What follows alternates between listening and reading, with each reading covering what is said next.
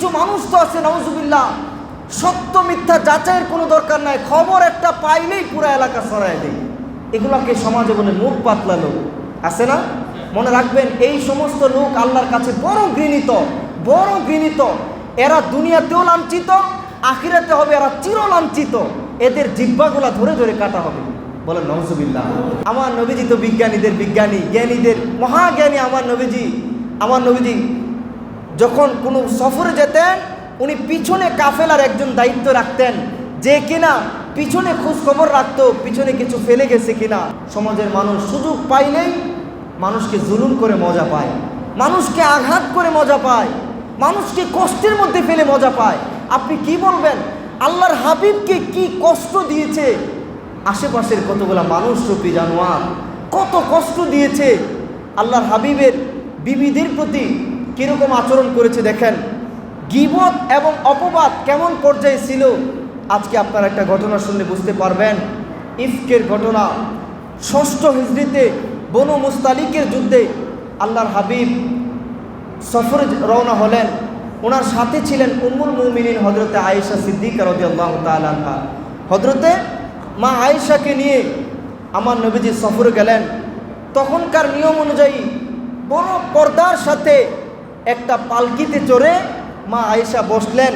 এবার ওই পর্দা বিশিষ্ট হাউদায় আসনে বসলে পালকিটা উটের পিঠে বসায়া একদল কাফেলার বণিকরা, একদল কাফেলার উটের পরিচালকরা এই উট নিয়ে রওনা হয়ে গেল। যথারীতি আল্লাহর হাবিব যুদ্ধ শেষ করে ফেরার পথে কঠিন একটা ভয়ানক ঘটনা ঘটে গেল। সেটা কি? রাতে কাফেলা এক জায়গায় অবস্থান করলো। রাতে এক জায়গায় অবস্থান করে শেষ রাতে আল্লাহর হাবিব সাল্লাল্লাহু আলাইহি সাল্লাম সবাইকে জাগিয়ে দিলেন, উঠো তাহাজ্জুদ পড়ো, তারপরে ফজরের নামাজ পড়ে কিছুক্ষণ পরে আমরা আবার পথ চলা শুরু করব। প্রত্যেকে নিজ নিজ প্রয়োজন মিটিয়ে তোমরা তাড়াতাড়ি প্রস্তুত হয়ে যাও। দুর্ভাগ্যক্রমে সবাই প্রয়োজন মিটিয়ে রেডি হয়ে গেল, কিন্তু ওই সময়ে মা আয়েশার গলার একটা হার হারিয়ে গেল, গলার হার হারিয়ে গেল। তো তিনি অস্থির হয়ে হারটা খুঁজতে লাগলেন। খুঁজতে খুঁজতে কিছু সময় পার হয়ে গেল, যার কারণে উনি প্রয়োজন শেষে সঠিক সময়ে উনি যথাস্থানে গন্তব্যের স্থানে কাফেলার স্থানে আসতে পারেন নাই। তো উনি ছিলেন প্রথমে একটু হালকা বিশিষ্ট, ওনার শরীর ছিল একদম হালকা, যার কারণে উনি হাউদায় পালকিতে বসছেন কিনা এটা সফর সঙ্গীরা টেরও করতে পারেন নাই। শেষ রাত্রে তো ওনারাও একটু আনমনা হয়ে পালকি উঠায় ফেলছে, হাউদা উঠায় ওনারা সফর নিয়ে রওনা হয়ে গেছে। মা আয়েশা এসে দেখেন যে সফর তো রওনা হয়ে গেছে, বাহকরা মনে করছে উনি ভিতরে আছে, কিন্তু উনি তো নাই। উনি এসে দেখে যে সফর চলে গেছে। মা আয়েশা ফিরে এসে কাউকে না পেয়ে উনি অত্যন্ত বুদ্ধিমত্তা ও ধৈর্যশীলের পরিচয় দিলেন। উনি কাফেলার খুঁজে দৌড়াদৌড়ি করে এদিক সেদিক খোঁজাখুঁজি না করে উনি আপন জায়গায় একটা চাদর গায়ে নিয়ে বসে রইলেন। কারণ উনি জানতেন আমার নবীজি তো বিজ্ঞানীদের বিজ্ঞানী, জ্ঞানীদের মহাজ্ঞানী। আমার নবীজি যখন কোনো সফরে যেতেন উনি পিছনে কাফেলার একজন দায়িত্ব রাখতেন, যে কিনা পিছনে খোঁজ খবর রাখতো পিছনে কিছু ফেলে গেছে কিনা।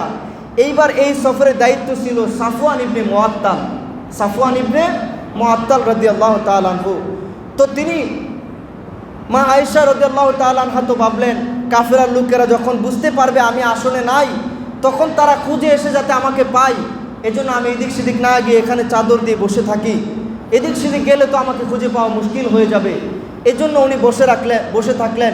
শেষ রাত তো, কিছুক্ষণের মধ্যে আবার ওনার কেমন যেন ঘুম চলে আসলো, উনি ঘুমিয়ে গেলেন। পিছনে জিনিস কুড়ানোর দায়িত্বে থাকা সাফওয়ান ইবনে মুআত্তাল এসে যখন বুঝতে পারলেন একজন মানুষ বসা আছে, উনি জোরে পড়ে নিলেন ইন্না লিল্লাহ। কি পড়ে নিলেন? ইন্না লিল্লাহ।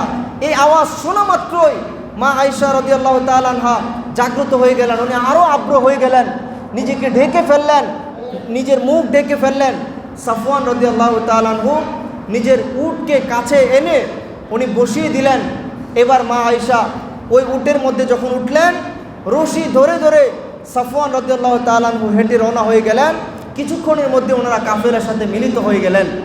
এবার নবীজির সাথে থাকা কিছু মুনাফিক, ওরা তো ইসলামের চিরশত্রু, ওরা সব সময় এমনি সুযোগ খুঁজে কোনোভাবে না ইসলামকে ধ্বংস করা যায়, কোনোভাবে না আল্লাহর হাবিবের নামে কুচ্ছা রটানো যায়, কোনোভাবে না একটু মজা নেওয়া যায়। নাউজুবিল্লাহ। ওরা চারদিকে একটা গুজব ছড়ায় দিল, জিনার অপবাদ ছড়ায় দিল। বড় দুঃখের বিষয়, মাআযাল্লাহ, নাউজুবিল্লাহ, একেবারে চতুর্দিকে এটা ছড়ায় গেল যে সাফওয়ান রাদিয়াল্লাহু তাআলা আনহু, মা আয়েশা, ওনারা পিছনে পড়ে গেছে, ওনারা নিশ্চয়ই কোনো খারাপ কাজে জড়িত ছিল, এজন্য ওনাদের দেরি হয়ে গেছে কাফেলার মধ্যে আসতে। বলেন নাউজুবিল্লাহ। চিন্তা করেন, আল্লাহর হাবিবের জামানায় আল্লাহর হাবিব উপস্থিত, অথচ মা আয়েশা সিদ্দিকা রাদিয়াল্লাহু তাআলা আনহা বলেন, 1 মাস ধরে পুরো এলাকায় কিছু মানুষ তো আছে নাউজুবিল্লাহ, সত্য মিথ্যা যাচাইয়ের কোনো দরকার নাই, খবর একটা পাইলেই পুরো এলাকা ছড়ায় দেয়। এগুলোকে সমাজে বলে মুখ পাতলা লোক, আছে না? মনে রাখবেন, এই সমস্ত লোক আল্লাহর কাছে বড় ঘৃণিত, বড় ঘৃণিত। এরা দুনিয়াতেও লাঞ্ছিত, আখিরাতে হবে এরা চির লাঞ্ছিত। এদের জিহ্বাগুলা ধরে ধরে কাটা হবে। বলেন নাউজুবিল্লাহ। এদের আমল কবুল হবে না, এরা মারাত্মকভাবে দুনিয়া ও আখিরাতে ঘৃণিত। বলেন নাউজুবিল্লাহ। এই জবানের বড় দাম। খবর একটা পাইলেই ছড়ায় দেওয়া, এটা কোনোদিন মুমিনের বৈশিষ্ট্য হতে পারে না। এটা কুকুরের চাইতে নিকৃষ্ট মানুষদের কাজ। মানুষ কোনোদিন এত মুখ পাতলা হতে পারে না। মানুষ হইতে হবে সত্য মিথ্যা যাচাই করে খবর বলা। কথা বলেন, সত্য মিথ্যা যাচাই করে একটা কথা বলা, কারণ আপনার এই কথার হিসাব নেওয়া হবে, আপনার এই চিন্তা করে চলা উচিত। কথা বলেন ঠিক কিনা? কিন্তু মা আয়েশা বলেন, সারা এলাকার মধ্যে 1 মাস ধরে ছড়াতে থাকে। এমনকি আমি দেখলাম আল্লাহর হাবিব দয়াল নবীজি সাল্লাল্লাহু আলাইহি সাল্লামও মারাত্মকভাবে মানসিক কষ্টে ভুগতে থাকেন। আয়েশা রাদিয়াল্লাহু তাআলা আনহা তো শুধু কাঁদতে থাকেন, ওনার তো দুঃখের কোনো সীমাই রইল না। উনি বলেন, আমি আমার আব্বা জানের কাছে, আমার আম্মা জানের কাছে গেলাম, দেখলাম ওনারাও মারাত্মক চিন্তার মধ্যে, পুরা এলাকার মধ্যে মা আয়েশার নামে বদনাম, এই জন্য ওনারা বড় দুশ্চিন্তার মধ্যে পড়ে আছেন। শেষে একদিন আমার নবীজি আমার কাছে আসলেন। নবীজি যখন আমার কাছে আসলেন, এই সমগ্র সময়টাতে আমার নবীজি আমার কাছে আসতেন না। বাবা মা মনে করলেন, নবী যেহেতু আসছে, আজ নিশ্চয় একটা চূড়ান্ত ফাইসালা করবে, আজ নিশ্চয় একটা সমাধানের দিকে যাবে। এজন্য আব্বা আম্মাও আমার সামনে আয়েশা বসলেন, আমি বসা আছি, আমার পাশে আয়েশা নবীজি বসলেন, আব্বা আম্মাও কাছে আয়েশা বসলেন। সবাই চিন্তায় পেরেশানিতে এমনভাবে সবার মুখ শুকায় গেছে। নবীজি বলতে লাগলেন, ও আয়েশা, তোমার সম্পর্কে মানুষগুলা সমাজের মধ্যে যেই খবর চারদিকে ছড়িয়ে দিয়েছে, আয়েশা তুমি যদি নিরপরাধ হও, তবে আশা করি আমার আল্লাহ তোমার অপরাধ মুক্তির ব্যাপারে সত্য কথা আল্লাহ প্রকাশ করে দিবেন। আর যদি তুমি সত্যই গুনাহে লিপ্ত হয়ে থাকো, তাহলে আল্লাহর কাছে তওবা করো এবং ক্ষমা চাও। আল্লাহ তাআলা ক্ষমাশীল, বান্দা দোষ স্বীকার করে তওবা করলে আল্লাহ নিশ্চয়ই নিশ্চয়ই তা মাফ করে দেন। মা আয়েশা রাদিয়াল্লাহু তাআলা আনহা বলেন, নবীর মুখে এই কথা শেষ হতে দেরি, এই কথা শুনে আমার কলিজা এমনভাবে ফেটে যাচ্ছে, আমার চোখে পানি কাঁদতে কাঁদতে শুকিয়ে গেছে। আমি আব্বার দিকে তাকায় বললাম, আব্বা আপনি নবীজির কথার জবাব দিন, আপনি একটু জবাবটা দিন। আমার নবীজি কি বললেন? হযরতে আবু বকর বলেন, মা গো, ও মা, আমি তো কিছুই বুঝতে পারতেছি না, আমি কি বলবো, তুমি মার কাছে বলো। আয়েশা বলেন, আমি মার কাছে গেলাম, মা, মা গো, মা তুমি তো কিছু বলো, তুমি একটু জবাব দাও, তুমি তো আমার সম্পর্কে সবচেয়ে ভালো জানো। মাও একই কথা বললেন, মা গো আমি কি বলবো, আমি কিছুই বুঝতে পারতেছি না। আয়েশা রাদিয়াল্লাহু তাআলা আনহা বলেন, তখন আমার মুখ দিয়ে কথা বের হইতেছে না, আমারও কলিজা ফেটে যাইতেছে। আমি বললাম আপনাদের কানে একটা কথা এসে গেছে, মনের মধ্যে তা বসে গেছে। এখন আমি যদি বলি আমি নিরপরাধ, আমি কোনো দোষ করি না, আমার আল্লাহ সাক্ষী আছেন আমি নিরপরাধ, তাহলে আপনারা তা মানতে চাইবেন না। আর আমি যদি স্বীকার করি, আমি যদি বলি আমি দোষ করেছি অথচ আমি করি নাই, আমার আল্লাহ সাক্ষী আছে আমি দোষ করি নাই, তাহলে আপনারা তা ঠিকই মেনে নেবেন। এজন্য আমি সেই সময় একটা কথা বললাম, ইয়াকুব নবীর একটা বাক্য আমি বলতে চাইলাম, কিন্তু দুঃখের কারণে, কষ্টের কারণে ইয়াকুব নবীর নামও আমার মনে আসে না, ইয়াকুব নবীর নামও আমার মুখ দিয়ে আসছিল না, স্মরণে আসতেছিল না।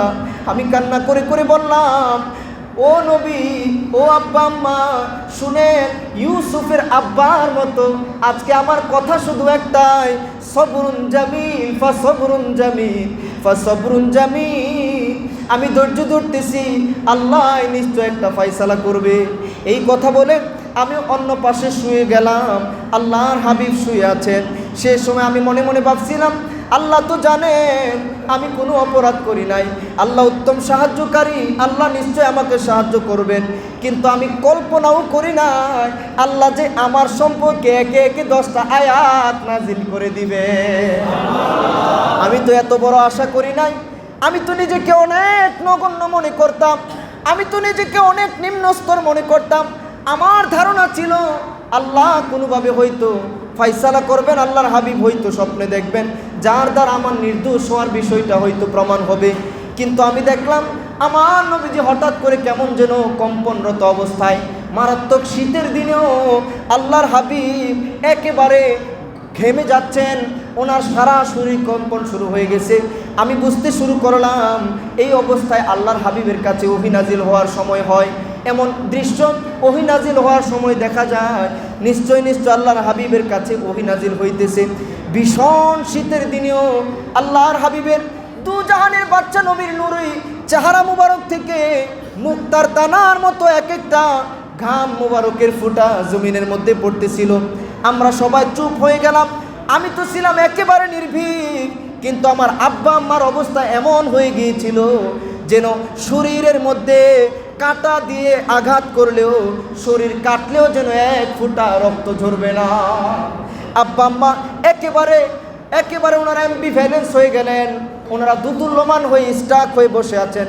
ওনারা ভয় পাইতেছিলেন, না জানি আল্লাহ কি ফয়সালা দিয়েছেন, না জানি আল্লাহ কি ফয়সালা দিয়েছেন। ওনারা বড় ভয় পাইতেছিলেন। আমি নির্বাক ছিলাম, আমি ছিলাম নির্ভীক। অবশেষে মা আয়েশা বলেন, যখন 10টা আয়াত নাজিল হয়ে গেল, আল্লাহর হাবিব এত আনন্দিত হলেন, এত পুলকিত হলেন, এত খুশি হলেন, পূর্ণিমার চাঁদের চাইতেও সুন্দর লাগতো। আল্লাহর হাবিব মুচকি হাসি দিলেন। হুজুর অত্যন্ত খুশি হয়ে আমার কাছে এসে বলতে লাগলো, মুবারক আয়েশা, মুবারক মুবারক, আল্লাহ তোমার নির্দেশ হওয়ার, তোমার পবিত্রতার ঘোষণা দিয়ে আল্লাহ তাআলা সূরা নূরের মধ্যে আল্লাহ একে একে 10টা আয়াত নাজিল করেছে। রে আয়েশা, আমার আল্লাহ জানিয়ে দিয়েছে, ইন্নাল্লাযীনা জাউ বিল ইফকি উসবাতুম মিনকুম লা তাহসাবুহু শাররান লাকুম বাল হুয়া খায়রুল লাকুম লিকুল্লি ইমরিইম মিনহুম মাকতাসাবা মিনাল ইসমি والذي تولى كبره منهم له عذاب عظيم। জোরে বলেন আল্লাহু আকবার। আল্লাহ বলতেছেন, যারা এইরকম মিথ্যা একটা অপবাদ তোমাদের মধ্যে নিয়ে আসছে, তারা তোমাদেরই লোকজন, তোমাদের আশেপাশের লোকজন। লা তাহসাবুহু শাররান লাকুম, তোমরা এটাকে তোমাদের নিজেদের জন্য ক্ষতিকর মনে করিও না, বাল হুয়া খায়রুল লাকুম, বরং তোমাদের জন্য কল্যাণকর। নিশ্চয় নিশ্চয় যে যতটুকু পাপ করে এতটুকু পাপের প্রায়শ্চিত্ত ভোগ করতে হবে। প্রত্যেকটা কাজের অ্যাকাউন্টেবিলিটির জায়গা মনে রাখতে হবে, জবাব কিন্তু দিতে হবে। আপনি একটা ভালো কাজ করলে এটার রিওয়ার্ডও আপনি পাবেন, একটা খারাপ কাজ করলে এটার রিওয়ার্ডও আপনি পাবেন। আপনারা কি দেখেন না, আপনারা কি শুনেন নাই, একটা বিড়ালকে, একটা কুকুরকে, একটা খারাপ মহিলা কুকুরকে পানি পান করানোর কারণে আল্লাহর কাছে মাপ পেয়ে গেছে। আর একটা ছোট্ট বিড়ালকে পানি না খাওয়ায়, খাবার না দিয়ে মেরে ফেলছে। অনেক আমল করার পরেও এক মহিলা জাহান্নামী। তাহলে বোঝা গেল, আপনি একটা পাপকেও আপনি ছোট করে দেখা উচিত না। একটা পাপের হিসাব আপনার দেয়া লাগবে। আপনার একটা ছোট্ট কাজের, ছোট্ট একটা নেকির কাজের রিওয়ার্ডও আপনি পাবেন। এই জন্য আল্লাহর হাবিব বলতেন, নেক কাজ সাধ্য মতো করো, গুনার কাজ টোটালি ছেড়ে দাও, গুনার কাজ ছেড়ে দাও। আল্লাহ আমাদেরকে তৌফিক দান করুক, বলেন আমিন। ওয়াল্লাযী তাওয়াল্লা কিবরাহু মিনহুম লাহু আযাবুন আযীম। আব্দুল্লাহ ইবনে মুনাফিক নামক, আব্দুল্লাহ ইবনে উবাই নামক মুনাফিক সর্দার, যেই মুনাফিকরা সবচাইতে বেশি ভূমিকা পালন করেছে যে এই তো সুযোগ, ইসলামকে ধ্বংস করে দিব, চারদিকে নবীর বিবির নামে অপবাদ ছড়াইয়া দিব। সারাদিন সে ঘুরে ঘুরে এগুলা বলতো। আল্লাহর হাবিব বলে, নিশ্চয় নিশ্চয় তার জন্য আছে আযাবুন আল আযীম, মহাশাস্তি, তার জন্য আছে কঠিন শাস্তি। এজন্য মনে রাখবেন, আল্লাহ যে বলে দিয়েছে বাল হুয়া খায়রুল লাকুম, বলে হুজুর এত বড় একটা মিথ্যা অপবাদ চারদিকে ছড়ায় গেল, এত বড় একটা ভয়ানক পরিস্থিতি, এটাকে আবার আল্লাহ কোরআনে কেন বললেন তোমরা ভয় পাও না, বাল হুয়া খায়রুল লাকুম, এটা তোমাদের জন্য কল্যাণকর? কেন বললেন? কারণ আল্লাহ বুঝাই দিয়েছেন মুনাফিকরা মনে করতেছে তোমাদের উপর বিরাট আঘাত এনে ফেলেছে, কিন্তু ইনশাআল্লাহ এটা তাদের উপরে বর্তাবে, তাদের উপরে পড়বে। মুসলমানদের সবচাইতে শ্রেষ্ঠত্বের যে ময়দান, মোরালিটি, মুসলমানদের মধ্যে সবচাইতে বেশি ভালো থাকতে হবে নৈতিকতা, আচার আচরণ, ভিতরটারে ভালো করতে হবে। শুধু উপরে মেকআপ করলে, উপরে আপনি খুব নামাজি, খুব আপনি ভালো সাজতেছেন, কিন্তু আপনার ভিতরে ময়লা, আপনি হারাম খান, আপনি ভিতরে মানুষের সাথে ভালো আচরণ করেন না, ভিতরে হিংসা লালন করেন, ভিতরে অহংকার লালন করেন, আপনি কোনোদিন আল্লাহরে পাবেন না। আপনি আসল জায়গায় বুঝেন না। ইসলামের মূল জায়গা হলো ভিতর। একেবারে আপনার ভিতরটা আলোকিত করতে হবে, মানুষের মতো মানুষ হইতে হবে। কত আল্লাহর ওলি আছে মুখে দাড়ি নাই, পাক্কা নামাজি না, নামাজ ঠিক মতো পড়ে নাই, কিন্তু ভিতরটারে পবিত্র রাখছে। কোনো একটা ছোট্ট আমলে আল্লাহ তারে উঁচু তবকার ওলি বানায় দিয়েছে। এজন্য ইসলাম ইয়ানজুরু ইলা কুলুবিকুম, আপনার ভিতরের দিকে নজর দেই। আল্লাহ আপনার ভিতরটারে দেখে। এই জায়গায় আঘাত করতে চাইছিল মুনাফিকরা, এই জায়গায় আঘাত করতে চেয়েছিল, কিন্তু আল্লাহ পাক এটার মধ্যেই কল্যাণ রাখছে। কেমন কল্যাণ দেখেন। এক নম্বরে নবী পরিবারের উপর ইজ্জতের উপর আক্রমণের তারা চেষ্টা চালিয়ে দিয়েছিল। নবীজির অবস্থান তখন এমন অবস্থা হয়ে গিয়েছিল, নবীজি একটু ইশারা করলেই মুহূর্তেই তাদের শিরচ্ছেদের জন্য, তাদের গর্দান উড়িয়ে দেওয়ার জন্য যথেষ্ট ছিল। কিন্তু আল্লাহর হাবিব ধৈর্য ধারণ করলেন, আল্লাহর হাবিব ধৈর্য ধারণ করলেন, একটা লং টাইম অবজারভেশন করলেন, মাল্টিপল ইন্টারপ্রিটেশন আপনাকে শিখিয়ে দিলেন জমিনের মধ্যে যে অবশ্যই ধৈর্য ধারণ করতে হবে। আল্লাহর হুকুম আসলে তারপরে আল্লাহর হাবিব সাল্লাল্লাহু তাআলা আলাইহি ওয়াসাল্লাম মুনাফিকদের দলদেরকে চিনিয়ে দিলেন এবং নিজে ধৈর্য ধারণ করলেন। আর সাহাবীদের অবস্থা কি বলবো, সুবহানাল্লাহ, ওনারাও যেই ধৈর্যের পরিচয় দিয়েছেন। হযরতে আবু বকর সিদ্দিকের একজন পালিত পুত্র ছিল, উনি খাবার দাবার খাওয়াইতো, ভরণ পোষণ করতো, পালতো, তার নাম ছিল মিস্তাহ। সেই মিস্তাহ ও এই অপবাদে জড়ায় পড়ছে। ও মানুষের মুখে শুনে শুনে বলে, না এই কাজ এটা খারাপ হয়েছে, এটা কেমনে করলো আমার বোন আয়েশা, চারদিকে ছড়াই দিছে। কিন্তু এইরকম নেক্কারজনক অপবাদে জড়ানোর পরেও আবু বকর সিদ্দিক রাদিয়াল্লাহু তাআলা আনহু না আত্মীয়তার সম্পর্ক ছিন্ন করেছে, না খানা বন্ধ করেছে, সাহায্য সহযোগিতা দিয়ে বন্ধ করেছে। বলেন না সুবহানাল্লাহ। এরপরে আল্লাহ কেন বলছে বাল হুয়া খায়রুল লাকুম, কল্যাণ? এখন তো সতীনের কোনো কিছু অনেক স্ত্রীরা, বউয়েরা বা মেয়েরা সহ্য করতে পারে না, কিন্তু মা আয়েশা বলেন, আমি যখন এরকম একটা বিপদে পড়লাম, আল্লাহর হাবিব সাল্লাল্লাহু আলাইহি সাল্লামের অন্যান্য বিবিদের কাছে জিজ্ঞেস করা হলে তারা এক নিশ্চিন্তায়, তারা এক কথাই জবাব দিয়ে দিত যে আল্লাহর কসম, আমরা আয়েশার মধ্যে ভালো ছাড়া কোনো কিছুই কখনো দেখি না। সুবহানাল্লাহ। হাসান বিন সাবিত ছিলেন মুসলমানদের এক বিপ্লবী কবি, তিনিও এই দুর্ভাগ্যক্রমে এই রটনার মধ্যে জড়ায়ে পড়ছে। তো অন্যান্য কিছু সাহাবীরা তওবা করলেও মা আয়েশাকে সব সময় বলতেন যে আয়েশা, ঝগড়া বাঁধানোর জন্য হাসান বিন সাবিত কিন্তু তোমার নামে মিথ্যা অপবাদ রটানোর মধ্যে ছিল, উনি কিন্তু মিথ্যা অপবাদ রটাইছিল। মা আয়েশা অত্যন্ত ধৈর্যের পরিচয় দিয়ে উনি বলেন, আল্লাহ তাআলা তার জবাব দিয়ে, আল্লাহ পাক তার মুখ দিয়ে আল্লাহর হাবিবের অনেক শান বের করেছেন। ইসলামের অনেক শানে কবিতা, আল্লাহর হাবিবের শানে অনেক কবিতা লিখিয়েছেন, আমি তারে ক্ষমা করে দিয়েছি, আল্লাহও তারে ক্ষমা করে দিবে। সুবহানাল্লাহ, সুবহানাল্লাহ। কি আদর্শ ইসলাম আমাদেরকে শিখিয়েছে। আল্লাহ পাক এই শিক্ষাগুলো আমাদেরকে মানার তৌফিক দান করুন। সবাই বলেন আল্লাহুম্মা আমিন।